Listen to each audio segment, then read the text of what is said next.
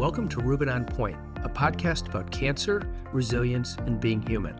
I'm Dr. Dan Rubin, and together we'll uncover the true power of resilience, the strength to recover, adapt, and thrive through life's toughest challenges. Each episode will bring bold ideas, transformative practices, and inspiring stories that redefine what health, healing, and what the human spirit can achieve. And you're going to meet some really cool people along the way. If you're ready to turn obstacles into opportunities and live with greater purpose and courage, you're in the right place. Let's get started. Your journey to resilience begins now. Where do you get those? eBay. eBay? Amazon. eBay, how old are you? Hey, I just... Oh my God. I still do look on eBay. Oh my For God, like you're like my dad. Weird stuff. Yeah, I got it on eBay. Yeah. You know, there's Amazon. Yeah. And it comes tomorrow. Yeah. Oh my God. All right, everybody. Thank you for joining us. This is Rubin On Point. I'm Dr. Dan Rubin. And on this podcast, we talk about cancer. We talk a lot about resilience, and we love to talk mostly about what it is to be human. And I'm with Dr. Keiko Finnegan, and I'm in your house. Yeah, you are. Welcome. I am at Kinfolk Optimal Living. I'm familiar with it because you guys are my doctors. Yeah. And it's so good. I get such a good feeling coming here, parking, walking in. The space is so peaceful. Even while we're doing a podcast, the energy is good. And I know that you've created a balanced space. I refer a lot of patients here, and I refer a lot of practitioners here, and I refer a lot of friends. I still don't really know how to tell them what it is. Or when I say, they're like, well, what is that? Or I'm going to Kinfolk. Well, what is that? Or what do your doctors do? Like, I don't really know how to say it, which is why I love talking to you guys, because Dr. Sera's over there, so we'll probably bring her in to answer some of these things. Hi, Dr. Sera. So we need to chat about that so people know what this is, and so I know what it is, and so my patients do. But first, tell us about yourself, your degree, your schooling, your background, because you got here and invented this somehow. Yeah, I mean, Sera and I met in Dallas, Texas at Parker University and, did 4 years of chiropractic school, graduated. We were not practicing this way. And you were traditional? Traditional chiropractic, but still, like, we loved craniosacral. We loved, there's more of an energetic essence to some techniques too. But, they certify you, you learn 10, 15 techniques in school. You can choose to blend them as a practitioner later, or you stick with one. Some people just stick with one. Okay. But I think for us, we met so many great mentors who are practicing in a different way. And we just loved the bioenergetics of it. We loved how gentle it was. And it matched the philosophy of how the body heals, right? I wasn't there to fix the patient, right? We were there to open up the system, get the healing response in the body to work. And it just meshed so well with what we do with our hands back here, because it is a gentle approach, and anyone can get adjusted with this type of approach, cancer patients specifically. I mean, in school, they said, well, you couldn't adjust cancer patients. Wait, the people with cancer would be at risk for being adjusted because you might interrupt a tumor? Exactly. Or create metastatic spread? Especially with metastatic stuff in the spine, like you cannot obviously adjust that person. But this technique, you can adjust anyone. Yeah, well, I understand. Yeah, like you're talking about like a thrust-based adjustment or force. Using an active force adjustment. So you, obviously in chiropractic school, you learned that, which you said you were doing traditional chiropractic. And then you said something, we met so many mentors along the way. Yeah. When did you graduate? So we graduated 2012. Okay, so 13 years ago, roughly. And how long have you been doing, when did Kinfolk open? We're in our 8th year here. 8th year. So 5 years you had many mentors. That's remarkable. Oh, I mean, you must have been working very hard. Yeah, well, it's, you go through school, you go through the educated process. I'm sure you had the same thing when you went to naturopathic school, but you don't learn how to serve people. And that whole process of being around mentors, being around people that were in practice, you actually get to see the transformation. You get to see how we use our language. And it's a human experience. It's not in a textbook. Well, it's remarkable because it sounds like, it probably still are, but after school, during school and after school, you spent a lot of time refining to develop what you guys now do. Yes. Which most of the DCs or chiropractors that I've run into, and it's just me, haven't done that work. And it's not that they need to, but you worked really hard. Well, and I think you want to find what is uniquely you. Like what comes through me when I'm with someone and I want to help them on their healing journey. And this is our personality. It's grounded, it's soft, it's gentle. It's, I don't know, it's more inviting, it's more open, it's more curious about the body. It's not meant to be mechanical. We're not robots, right? We're energetic beings, like we said earlier. Yeah. And so you get to work with that bioenergetic field of the human being, which is so important. How do you feel when you come home from a day of work? You know, we actually feel quite well. You know, we work half days. You know, I think you set up your schedule and your life to really balance serving, because you can overserve. You can over-deliver and overserve. And I noticed that like first 2 years in practice, there's like that burnout, right? You're just giving so much to your practice, so much to your people. And so it was a good lesson to learn that, okay, you got to step back. You got to take care of your body, your mind. You have to do things, be in nature, and balance yourself. What were your first 2 years in practice like? Hard, really hard. What types of, did you do traditional chiropractic during Traditional that time? chiropractic, yeah. Osseous adjusting. Okay. Yeah. Shorter sessions. It'd be Okay. very different than what you see back here, what you experience back here. Okay. But traditional chiropractic, still from a center of love and service, you know, but it was very different. The model was different. Explain how you've set up your office, because it feels so great in here.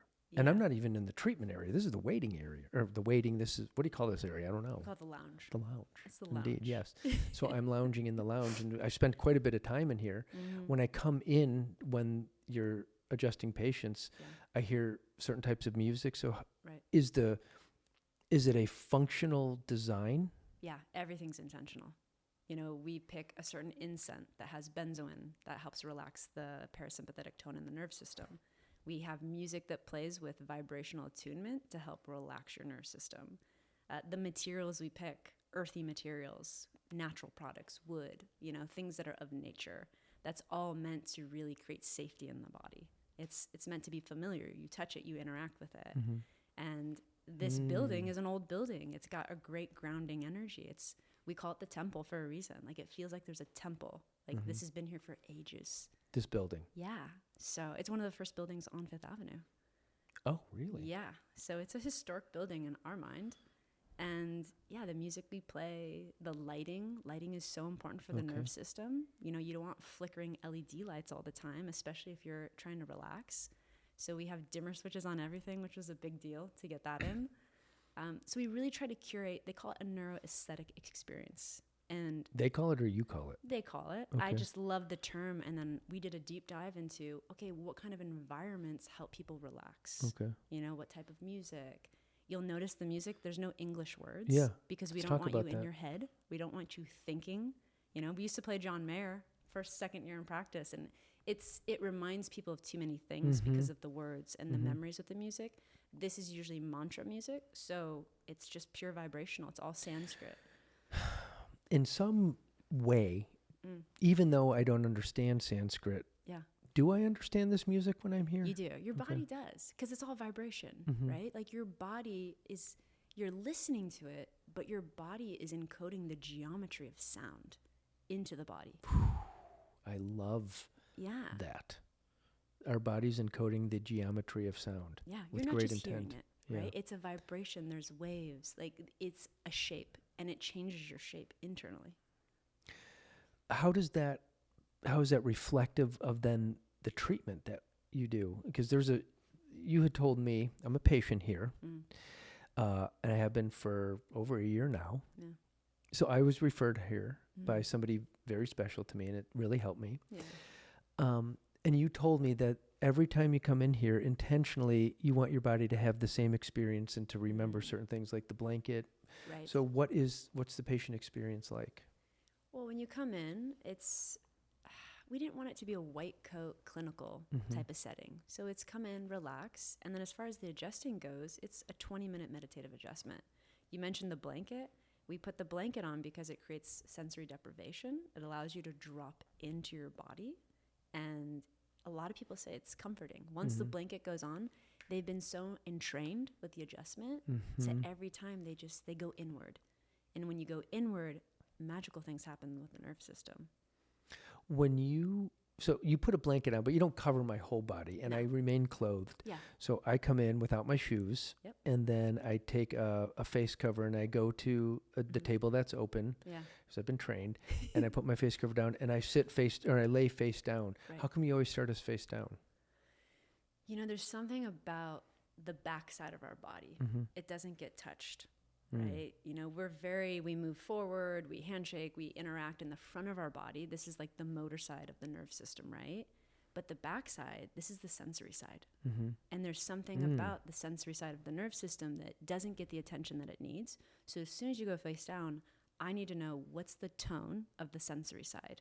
What am I feeling in Dan's system today? Mm-hmm. And each time I adjust you, it speaks to something different, and then I get to start the adjustment well. And so you put a blanket over, a folded up blanket, so there's some just a weight half to it, blanket. which is comforting and reduces anxiety. Exactly. But and I've often wondered, and I've obviously never asked, but you can even feel that through the different layers of my clothes and the blanket itself. I would say you feel more. As a practitioner. As a practitioner, Yeah. I feel more. You're tuning into like the subtlety of the system, right? And Sera used a great analogy. It's like if you take saran wrap, right, and you were to drop a penny into the saran wrap, you would see it ripple through the saran wrap. You would see it undulate the system. The same thing with the blanket is I can put my hand here and I can see how it changes through this fabric into the upper part of the system. So you're using it like as a medium, right? And it's all connected. So it's a beautiful way to just feel the total connection to someone's posterior or backside of their system. What happens at the end of an adjustment? When I check you, recheck. So I think this comes a part of like rituals, like how do you open a ceremony and close a ceremony? And I think the opening of the ceremony is you going face down and the blanket goes over you. This is where we start the ceremony. And then when you come up, the blanket comes off, you go seated, and then I do one final check. And the big check I do is C1, which is the first vertebrae. And I'm just checking the tone to feel it's balanced. And that's it. That's the last check.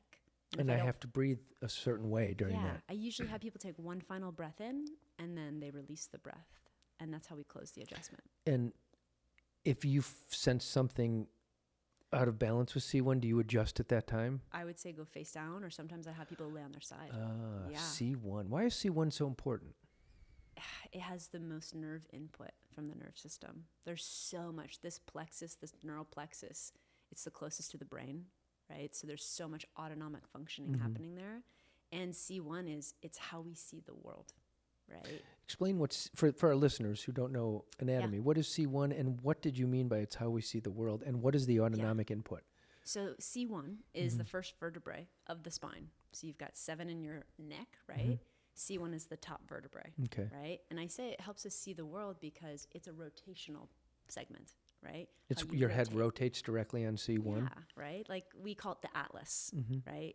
And actually in anatomy, they call it the atlas. It's C1. But I think to me, it's how we see the world. It's how we see our perspective of life. And it's how we move through life. So it's the last final segment that I like to check in that area. And then autonomic function, your heart rate, your blood pressure, your breathing, all of that is very close to C1. Things we don't think about controlling, but they're that all have to be autonomic. controlled. Exactly. So if you're C1, your atlas is malaligned or energetically deficient? Or You could say that. There's one technique where they only adjust this one bone. I was going to ask you about that and how does that, some people may be, and I think it's Nuka? Yeah, Nuka. Okay. How does this differs from Nuka then? This differs from Nuka, but Nuka is just like there's one bone that if you can just correct that one part of the system, it translates down the entire nerve system. And I've had Nuka. I've had upper cervical work before. It's beautiful work. But to me, I feel like I love interacting with the entire system. I like to dance with the whole system, not just one. But the adjustment that you do on C1 is different than what a traditional Nuka chiropractor would do. You could say the mechanism is different, right? Like the hands-on experience is different, but I feel like every chiropractor has the same intention. It's to remove interference. It's to restore balance, right? Most people who have been to a chiropractor, or maybe all people, they get a crack. There's an audible. There's a force apply. You still apply force, but there's a significant force in traditional chiropractic. So what is kinfolk? Yeah. I mean, it is what you've just described, Right. that whole experience. But it's a blending of different therapies, or explain maybe if there's additional philosophy. So I think most people would understand it as a tonal model. Like Okay. We're working with the tone of the nerve system. And to us, the nerve system doesn't need to be yelled and screamed out. It's not about manipulating a bone out Okay. of place. It's about restoring the tone of the body. So you can look at a guitar string. Like Okay. most people come in here, a guitar string that is over-tightened, over-tuned, it feels very tight. You can't play music on that string. People lay on these tables, we're all over-tuned, right? Or we're out of tune. So this type of technique is about making small micro adjustments, tuning the instrument, tuning our body to a way to where you don't feel that tension anymore. Your voice feels different. Your breath feels different. Your circulation restores. You get into parasympathetic state. So it's more of a micro attunement rather than one big force going into the system. Wow. What would Dr. Sera have to say about that? We could ask her.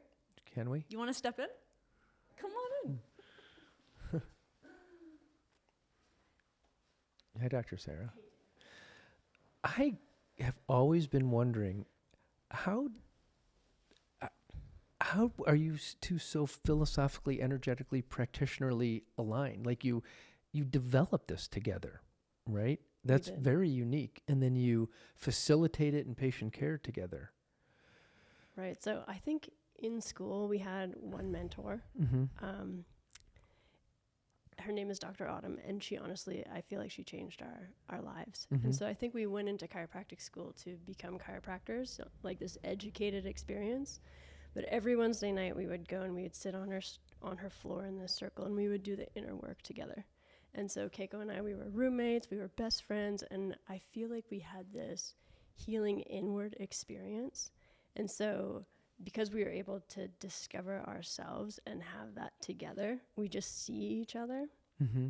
And then we would start to create this vision of this practice we wanted to build together.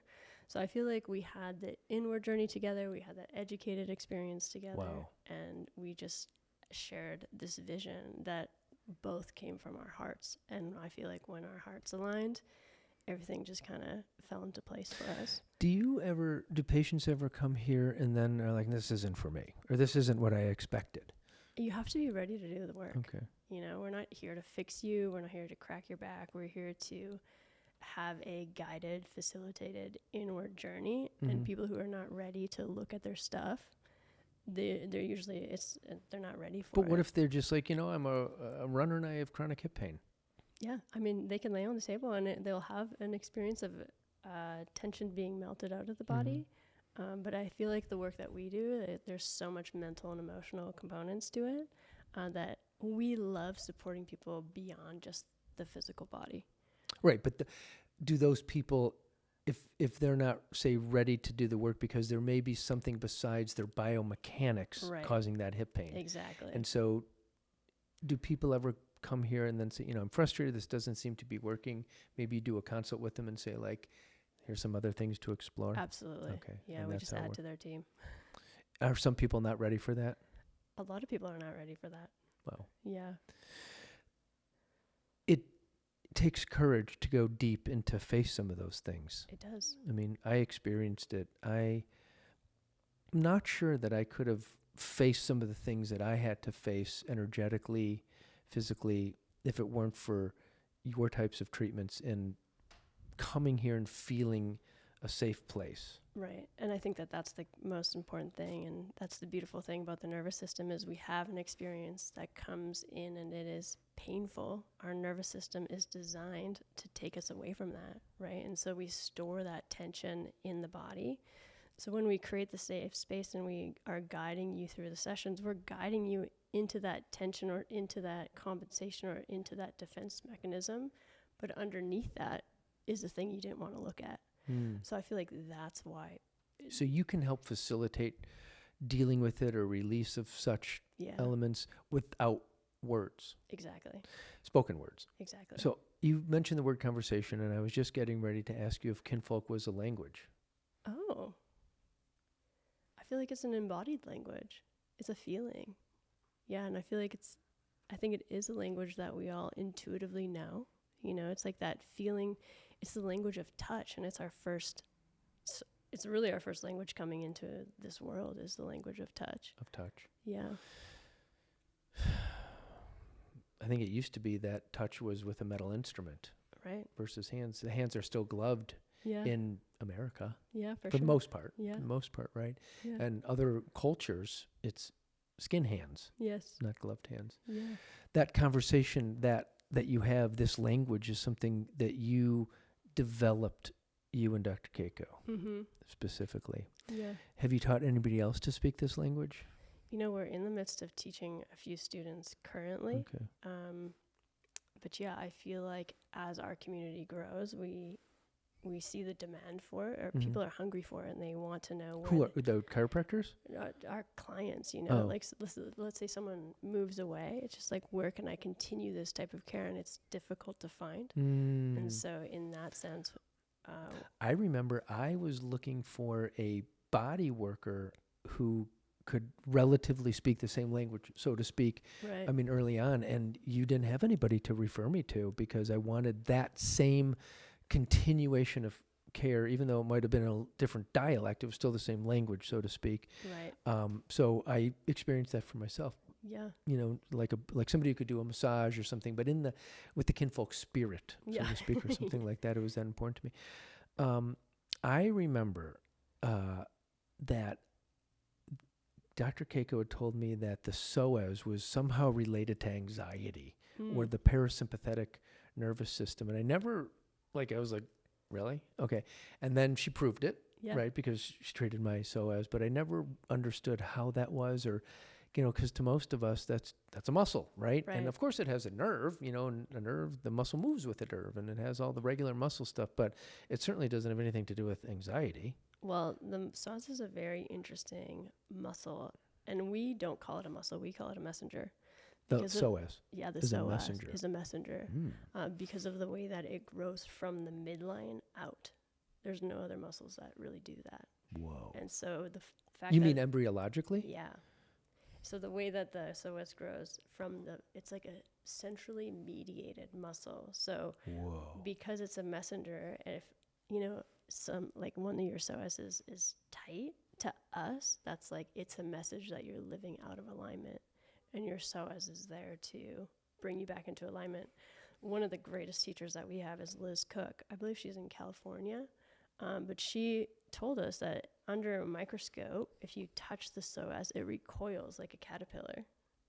And so she teaches people to really tune into the tone and the messages of their psoas to bring them back into alignment. And again, that's one of the reasons why we work with the spine. I mean, it's our central orientation. We orientate ourselves around our spine. So it's just this way of finding your center. It's like such a common, That's fascinating. find your center. And but really, it's about living in alignment. And that muscle's the only one that grew centrally out. Yeah, it's an incredible, it's not really muscle in the way that we Oh, think about because it's a central, muscles. Yeah. it's the only tissue that we would consider muscle tissue in Yeah. histology, but it's Yeah. a messenger. So do you start at the psoas?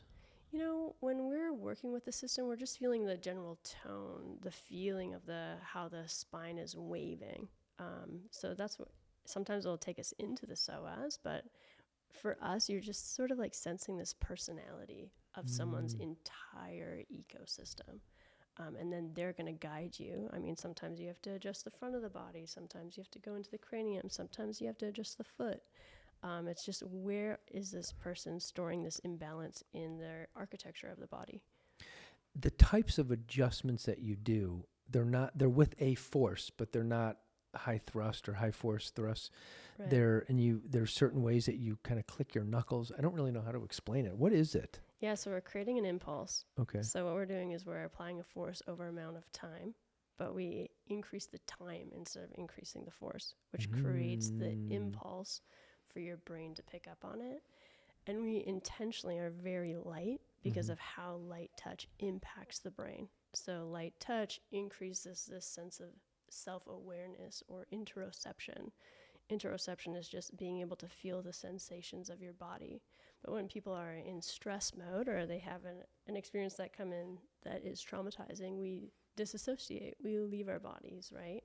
And so by gentle touch, we're bringing people back into their bodies so that they can process this tension that's keeping their energy stuck. It's amazing.